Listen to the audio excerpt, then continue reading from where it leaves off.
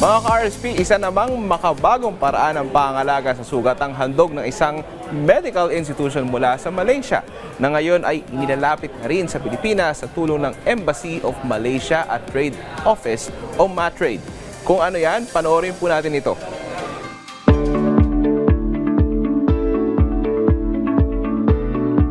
Makabagong pamamaraan ng pangangalaga ng sugat.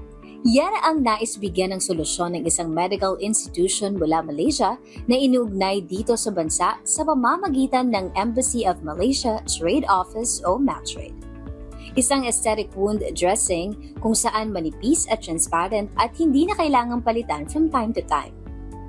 It is an innovative 3D adhesive pouch that allows you to protect your wounds from contamination, infection. It's going to help a lot of people, especially those who are bedridden.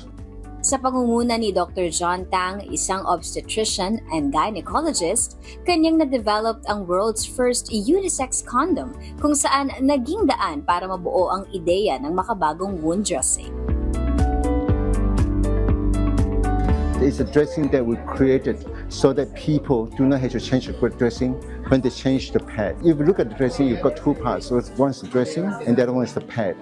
But in order to change the pad, when it gets saturated, you need to change the whole dressing. And when you do that, you injure the skin and it causes trauma to the skin. By using pouch dressing, you'll be able to do that without changing the dressing, but just changing the pad. And you can inspect the wound as well. The pouch will create an environment where the wound will heal by itself without any contamination or infection from outside. Nagpahayag naman ng kahalagahan ng partnership ang presidente ng University and Science Technology of Southern Philippines. Ang mga pag-uugnay ng mga makabagong inobasyon at imbensyon sa bansa sa pamamagitan ng Malaysia Embassy MATRADE ay malaking tulong para sa maunlad na ekonomiya at makabagong health system. Sa pamamagitan nito, mas mapapadali at mapapagaan din ang trabaho ng mga medical workers at hindi na gaanong mahihirapan ang mga pasyente.